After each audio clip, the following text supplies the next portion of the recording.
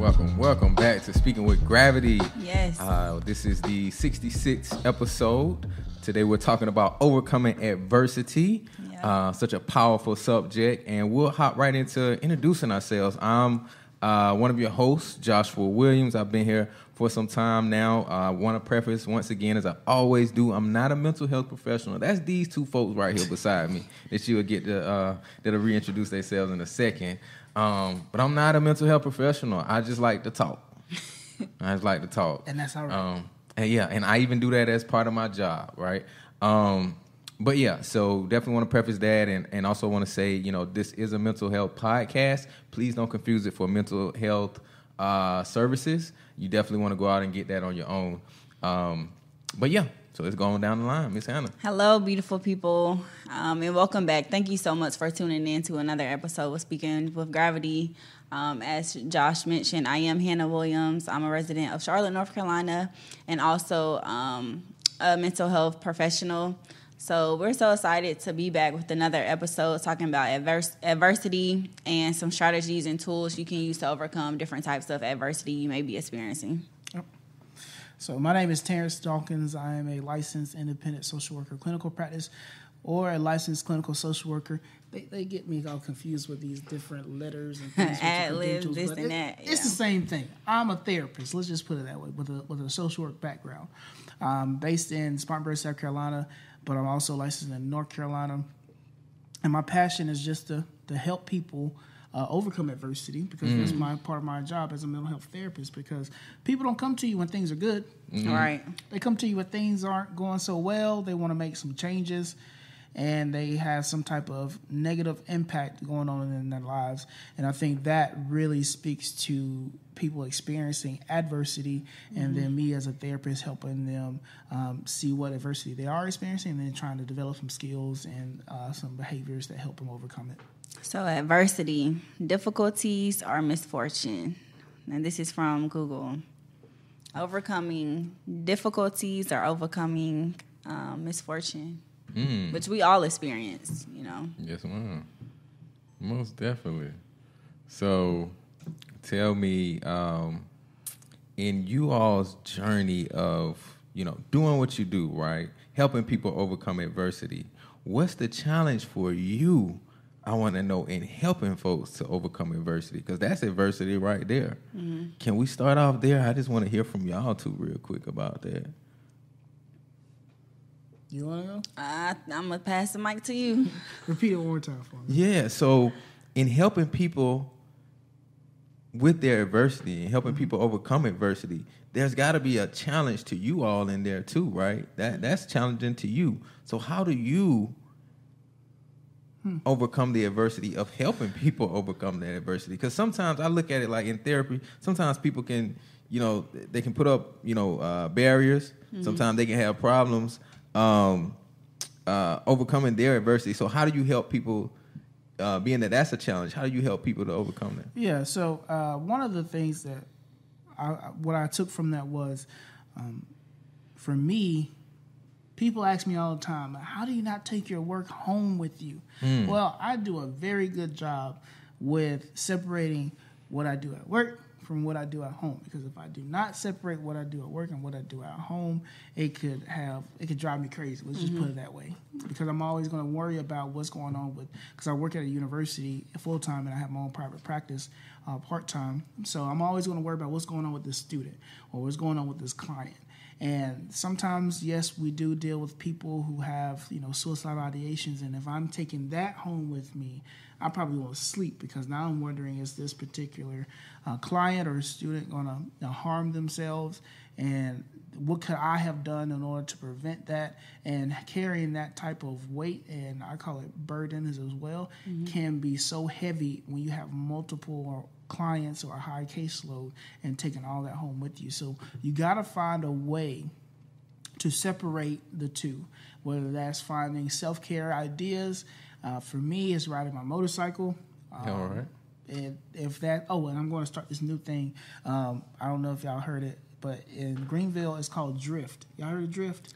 The restaurant? No, it's okay, no. it's called Drift. I think it's like Float Spa or something. Mm-hmm. So it's going to be. I mean, you get a massage, you go to the sauna. They have an oxygen bar. How in the world can you sell oxygen? It's possible.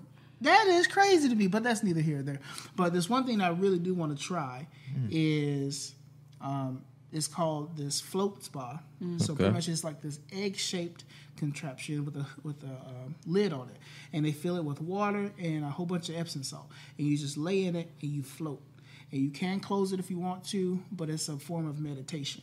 I'm going to try that on my next day off for self-care. But it's finding things like that you're interested in, finding things that you want to learn, and doing those things to really take your mind off what's going on at work so you can separate it.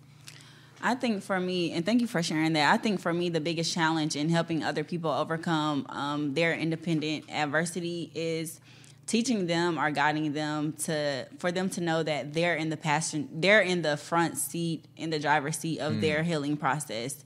In order to overcome your adversity, you have to take responsibility. You have to start this journey, and being the professional, we're just in the passenger seat guiding and assisting.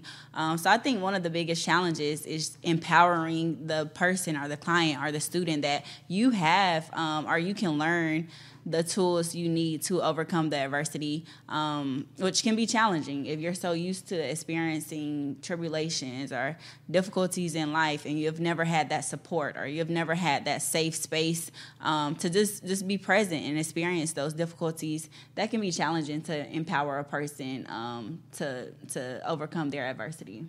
You know what? When you read that definition earlier, those two, you said misfortune and difficulties. Yep. Those sound like really negative words. Is there a way of looking at adversity from a different perspective? Like, what does that look like when you look at adversity from a different perspective? I think looking at adversity from a different perspective means looking at an opportunity to grow. We're all humans. None of our lives are perfect. We all obviously go through different difficulties or different struggles in life, and understanding that this is a part of the human experience. We have to learn different ways or different strategies to overcome the situations we experience in life in order for our life to just flow a little smoother. Mm-hmm. And I like the way you put that, because a lot of people do think of adversity as this negative thing. Yeah. But it's not always negative. Like, we're in 2014 now. I have to think about that. Oof. We're in 2014 now, so now 2024. Yeah, you're right. He took us back 10 years, y'all. Listen, He took us all back 10 messed up. years. I was so focused on the story that I'm about to tell you. Okay. Rather than the year. So what happened was coming live from 2014. 2014, but no, 2024 now. But 2 years ago, I was riding my motorcycle as this my self-care.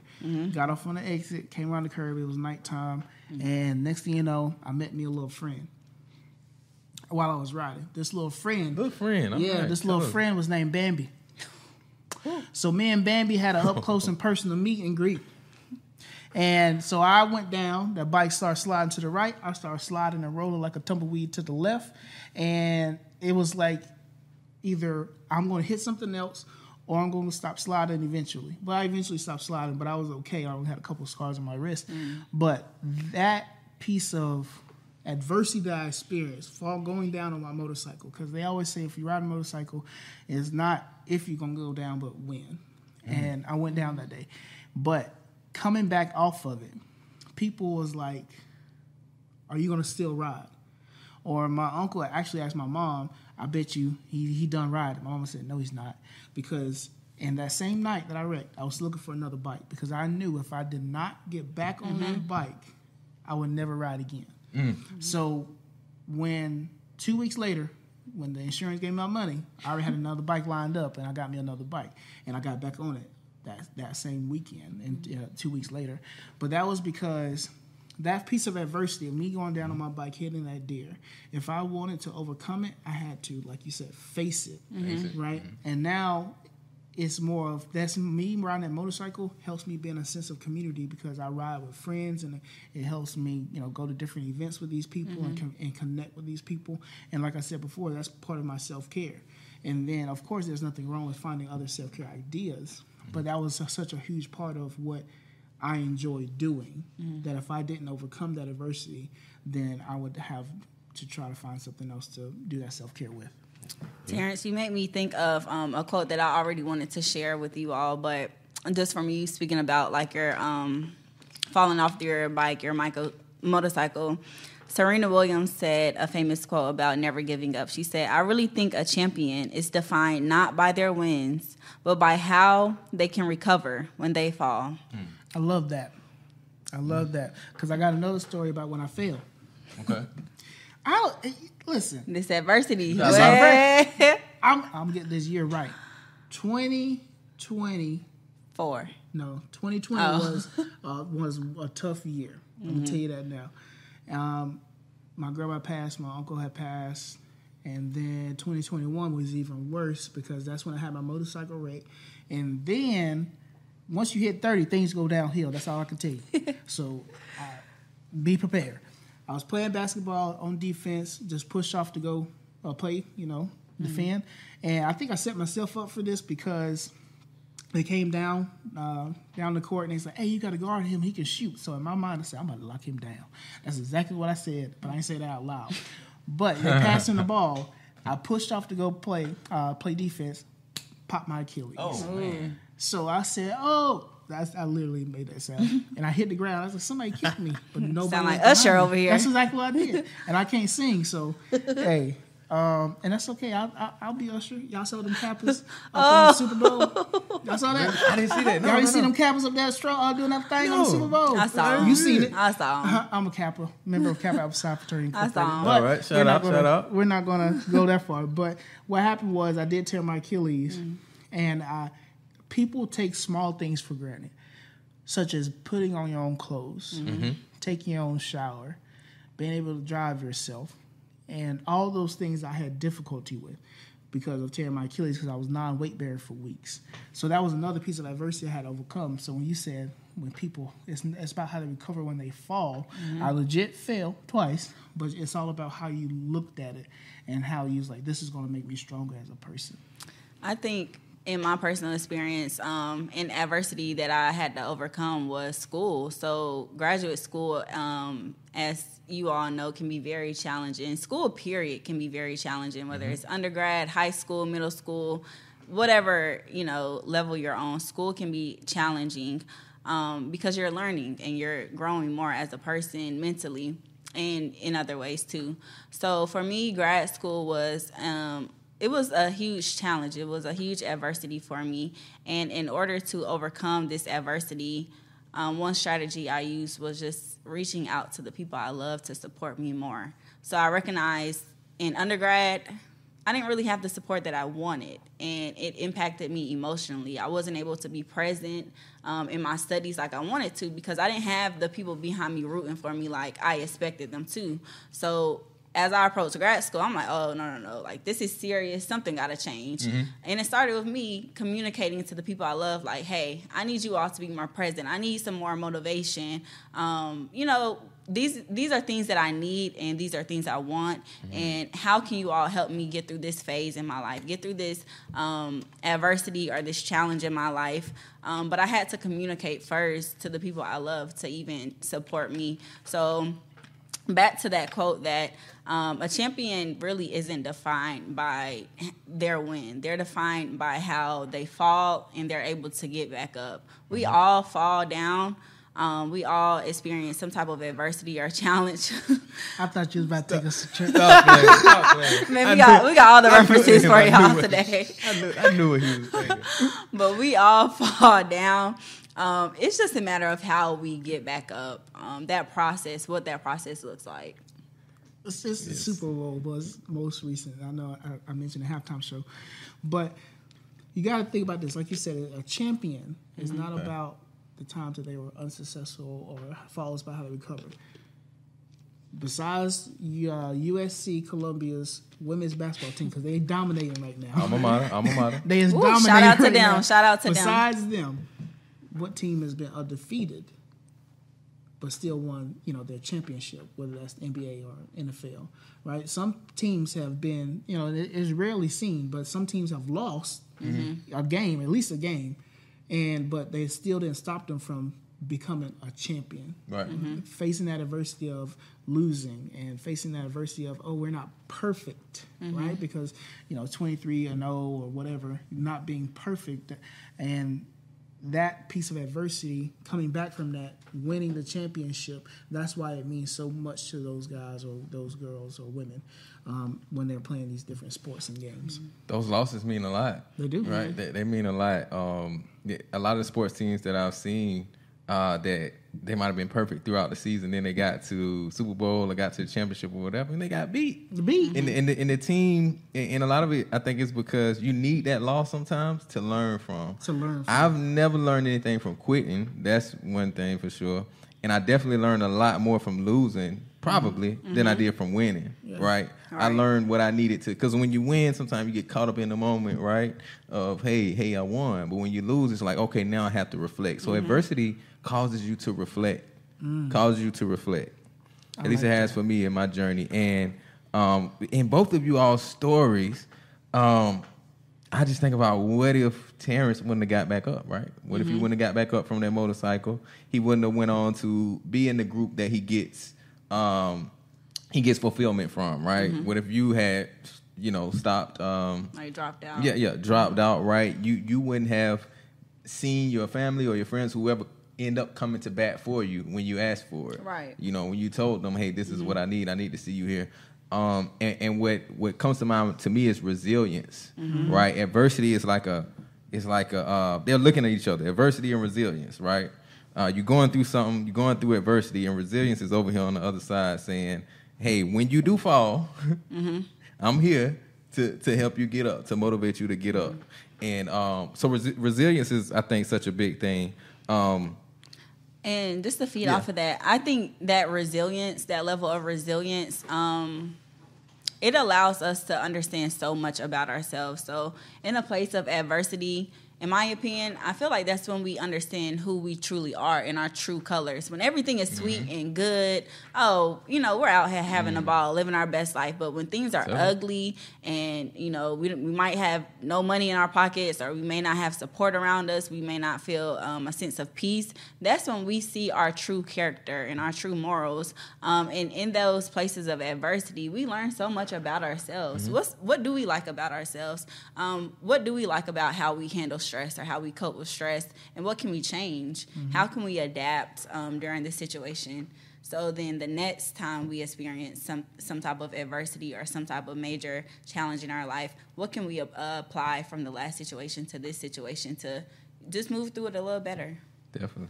My mind is over here just really going, and I'm really trying to figure out how I want to word it, but I'm just going to go for it. Go for it, please, yeah. When you mention resiliency, yes, sir, I identify as a black male, right? And you look like I look like one, don't I? But that's not always the case. We ain't gonna talk about that. But what I think is, and I spoke about this on the previous episode, like I said, I'm real big on this thing called intergenerational trauma. Yeah. So our ancestors experienced a lot of adversity. They did, yeah. With slavery, with Jim Crow, segregation, oppression, marginalization, all that stuff. They had to adapt in order to survive. They had to do a lot of adapting, because if you were to show emotion or show some type of weakness, you had some type of probably fatal consequence or punishment or separation. If you were to talk back or say no, there was some type of consequence for that.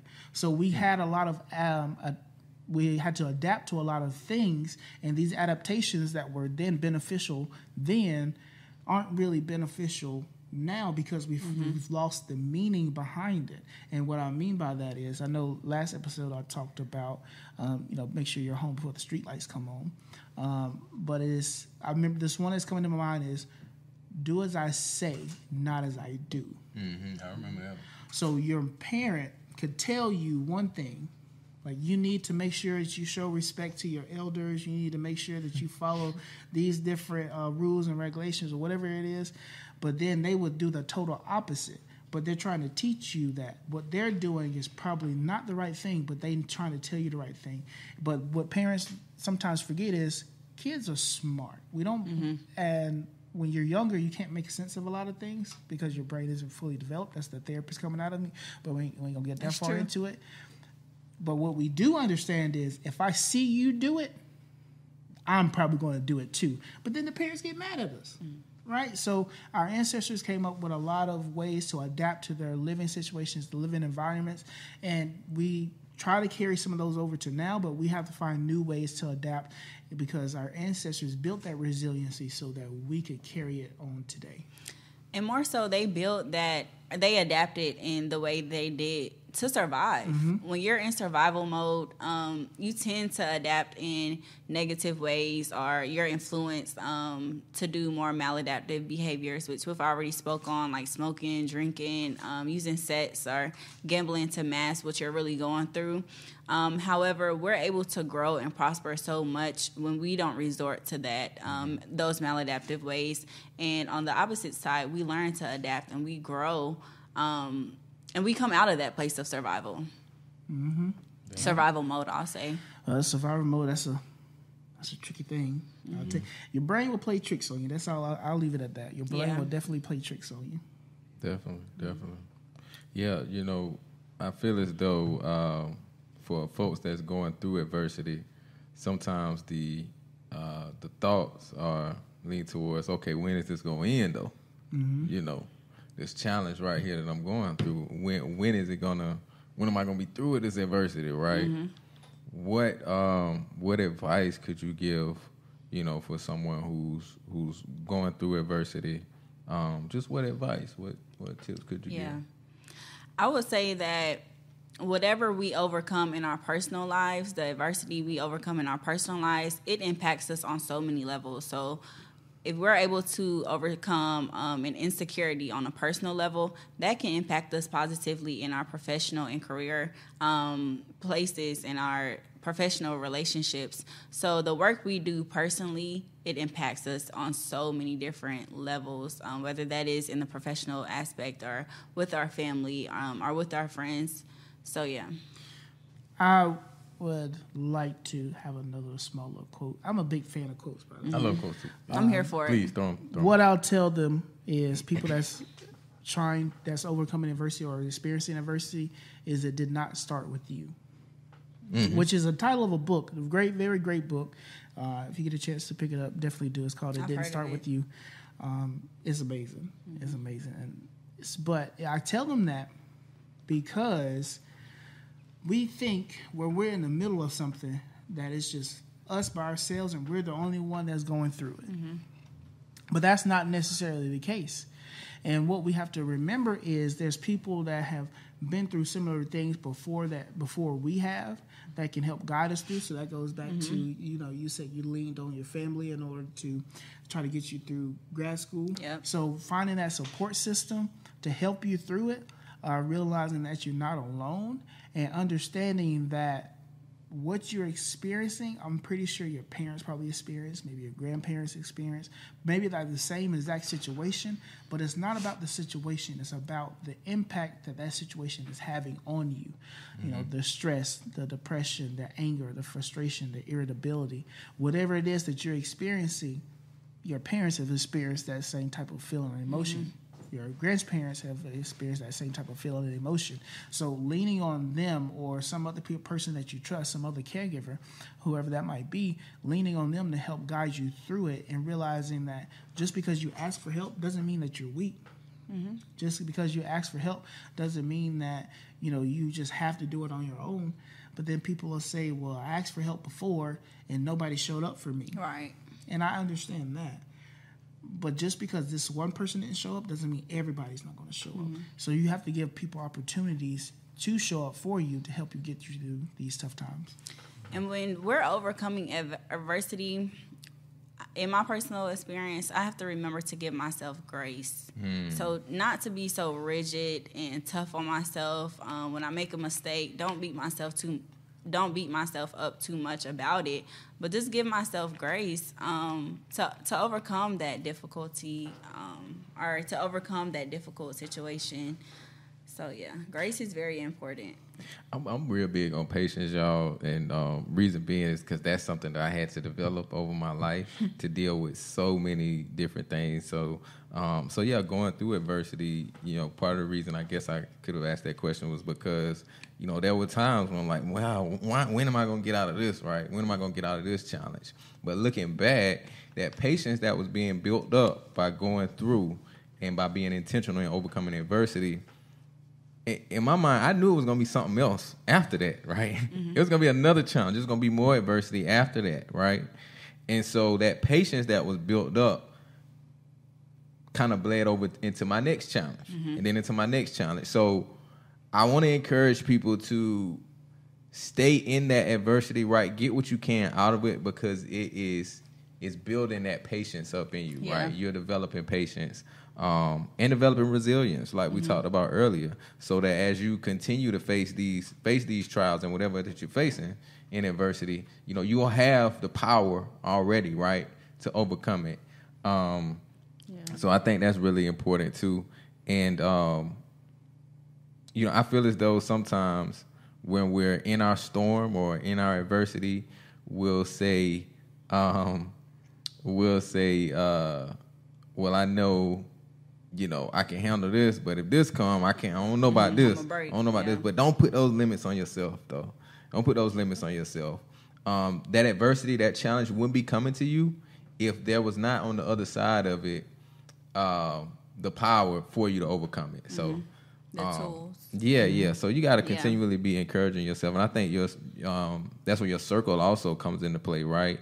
Having positive people around you, who are you locating yourself around is so important because some people, they going through their adversity and they don't know how to address their adversity, and you looking at them like looking at how they the behaviors they're exhibiting, and that's not going to be healthy for you at all. So being around people who can help pull you up a little bit.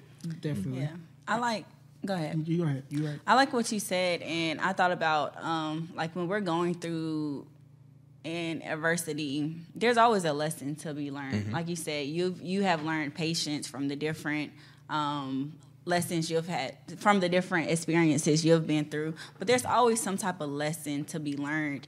And what I've discovered in my personal journey is that when I don't learn a lesson during one period of my time, it doesn't go away. I have to go through something more intense and more emotionally draining, or something more that hurts more. Come on, yeah. Before I learned that lesson, so let's be smart here. The sooner you learn the lesson that this adversity wants you to learn, that this difficult situation wants you to learn, you're able to have that. You're equipped with whatever virtue or whatever characteristic that you're supposed to gain, and now you can apply it to different situations in life. So if you struggle with patience, you're going to keep going through different situations in life until you build that level of patience. Like, okay, let me be chill, let me be patient, and until you learn that, life is just going to keep tossing more situations at you until you learn. Yep.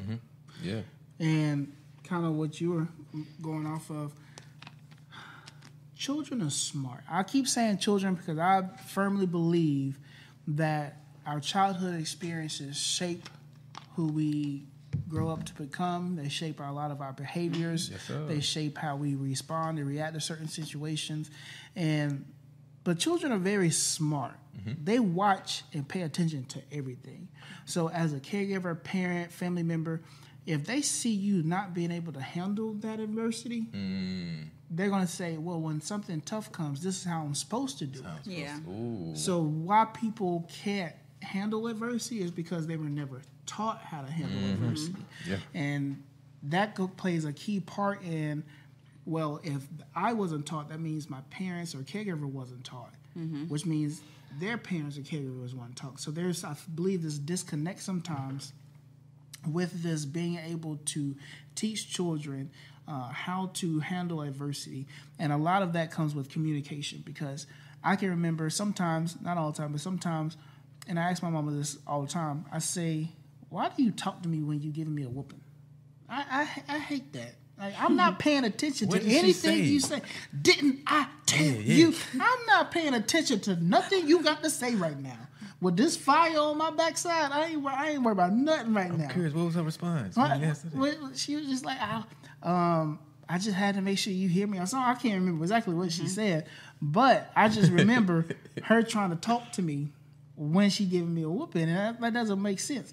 But I feel like there's a disconnect with the communication. So what it is I'll get a whooping, and only thing as a kid I know is I just did something wrong. But it was a lot of times, and sometimes what happened was she never told me what exactly I did wrong and why it was important that I did not do that, and what I can do instead. That lesson. The lesson piece was disconnected. I just know if I go to school and I talk in class, I'm probably going to get a whooping. But I didn't know why not talking in class was important. Maybe I'll disrupt other people. Maybe because, the teacher can't teach. And this could be a whole bunch of different things. That's just a small example. But it was all because that lesson part was missing. And I feel like if you were to incorporate that back, incorporate the lesson part, why you did pretty much why I did what I did as far as disciplining you or giving you a consequence, what you actually did wrong, and then what and why that was wrong, but also what you can do in the future to make sure that this doesn't happen again.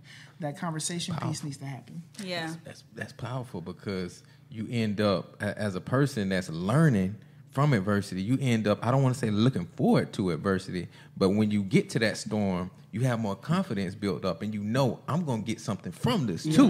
Exactly. This is not just going to take away from me. Instead of being scared.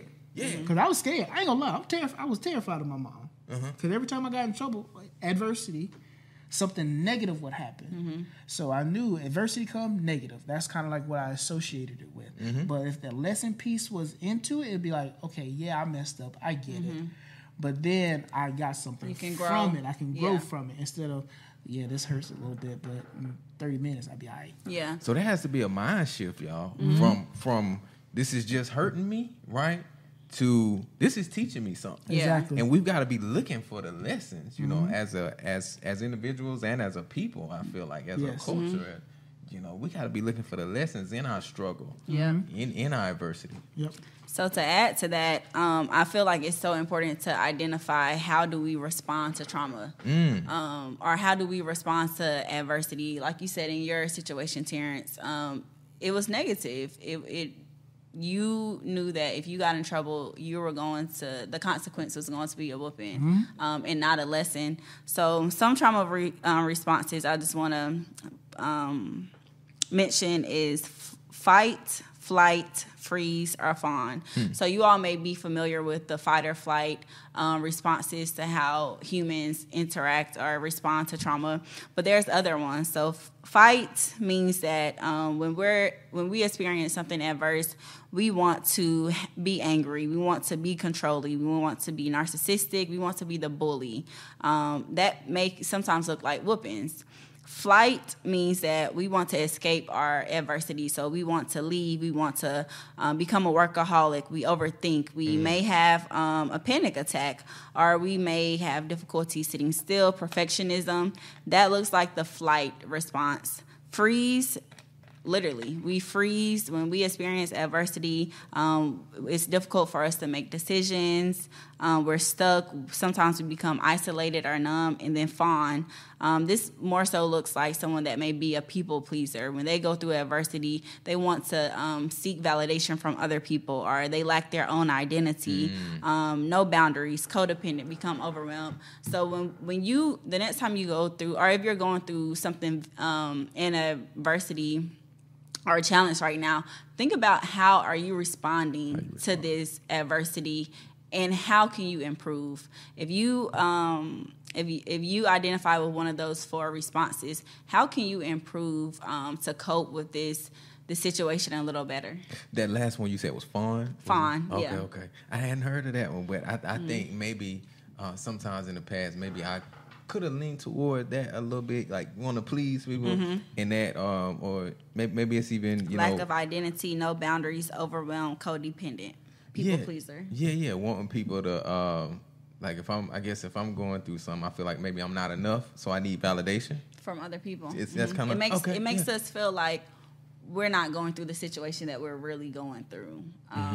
If people around us telling us, "Oh, it's gonna be okay. It's gonna be okay. This whooping is going to, suffice and teach you the lesson." It's not. It's not. And our healing has to be more in depth, and it's explaining that lesson. I feel like it's so important, and this is across all ages. So you gave the example of parenting a child, but as adults, we have to reparent ourselves, which is a phrase you all can do a little more research on, outside of this. But we have to reparent ourselves to teach ourselves those lessons that need to be taught while we're going through a challenge, because nobody is going to teach it to us. And when you say the reparenting piece, a lot of times I think we as people, when we go through adversity or we go through trauma, we forget those lessons, or we're never taught those lessons. But the one person that we absolutely need, that we forget, because we always look for another person to satisfy some type of void. Yeah. We always go to certain a different type of relationships to try to fill a void, right? But the one person we forget about, that the only person we need is ourselves. We have to look at ourselves to be like, what is it that I need? I need someone to love me. But you're looking for love from other people, but you don't love yourself. Oh, I just want to be comforted. Well, you want someone else to comfort you, but you don't know how to comfort yourself. Yeah. So I think that is very powerful, that the only person, and I'm not saying you don't need relationships and things like that, because we are people, or we build connection. In order for us to survive, we have to have these different relationships. Interactions, yeah. But what I'm saying is, in order to heal, what we talked about last episode, in order to heal, we have to remember that we can't forget that we can be the person that we need for ourselves, and we don't always have to look for other people to fill those voids for us. That's a great point. Yes, it is. Yeah. And it's funny because I do different. I mean, I'm licensed therapist, but I use different therapy modalities or therapy techniques. Let me say techniques. So sorry about that. But therapy techniques with my clients. And one of the techniques would be internal family systems. But really, what happens is, in that particular therapy, we talk to our inner child. Okay, and when we talk to our inner child, the one person that they say that they saw or that they see is a younger version of themselves. And like, oh, what did that person need? Oh, it just needed me. So that's all you hear, like repeatedly.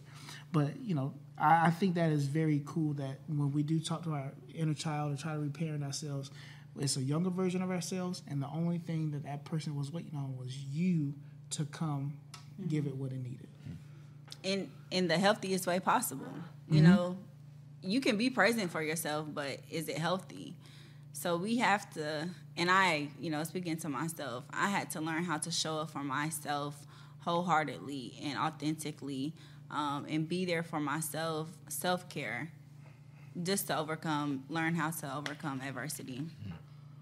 We got a little bit more time left, so we can kind of just throw some stuff out if y'all want to. I know one thing that was kind of coming to mind for me is just thinking about your journey and adversity, where it lies in your journey, right? It's gonna lie at many different points in your journey, but adversity is there. It's gonna be there, but ultimately, I feel as though it's there to help you to prove yourself, right, and to improve yourself throughout your journey. You never want to be still, right? If you still, then you probably going backwards, right?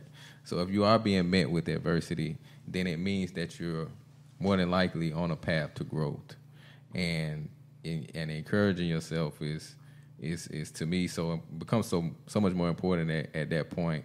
And I also want to say, if you're at a point where you're thinking, okay, am I enough? This thing that I'm going through, do I really have what it takes? Am I, do I have the? And I mean, sometimes people go through adversity. It could be mental. It could be Could be on the football field. It could be whatever it is. It's all the same though. And I say just remember, if you're thinking, do I have the skill? Do I have the talent to get through this? Sometimes it's just continuing, right? And knowing that sometimes hard work beats talent too, right? Hard work beats talent. When you're willing to work on yourself, right? When you're willing to go through it, having a willing mind, that does wonders for you, right? Because it tells you, right? No matter what I face, I have this faith that's unwavering. I know I'm going to come out on the other side. So just reminding yourself that I got to work through it, right? It's a journey. It's really important. Sounds Did good. y'all have some thoughts y'all wanted to leave these great folks with? I just think for me it's more of just don't forget about yourself. Like I said before, you can be the comfort that you need. You can be that void for yourself, to feel that. And that really starts with self-care. That really starts with awareness. So instead of seeking it in different behaviors, different people, just remember that you can be everything that you need for yourself. That's a good point you made. And the point that I want to leave with you all is that adversity comes in our life for a reason. And we just got to learn the lesson. We just got to learn the lesson. Don't run from adversity. Face it. Face those challenges. Be present. Feel it. Reach out to the support system, the individuals you need, but also look at yourself. Look at yourself to overcome that. Most definitely. Adversity, suffering, it's an ingredient, right, to your perfection, to your establishment, to your settlement, to your grounding. So hang in there, stay in there with it. Again, you got this. You got it. Again, y'all know where to find us. We are Speaking with Gravity on all platforms. At Speaking with Gravity, definitely on those platforms like TikTok, Instagram, and all of those. So reach out to us for questions and whatnot. And then also, you can reach out to us individually as well. You can find me at Garvey, the number 4 Press. Yes, you can find me at Hannah Elise, 2 underscores on Instagram. And I'm going to make a correction. Last episode, I got my handle wrong because I just changed it. It's Instagram at Terance, TERANCE _ Dawkins on Instagram. So Terance, TERANCE _ Dawkins on Instagram. And y'all, we love conversation. We want to hear how this podcast has helped your life. We love those interactions. So, send us a DM, reach out to us. We love having those interactions with any and everybody. We're here to help our people, our community. So, yeah. That's right. All right. We'll see y'all soon. See you next episode.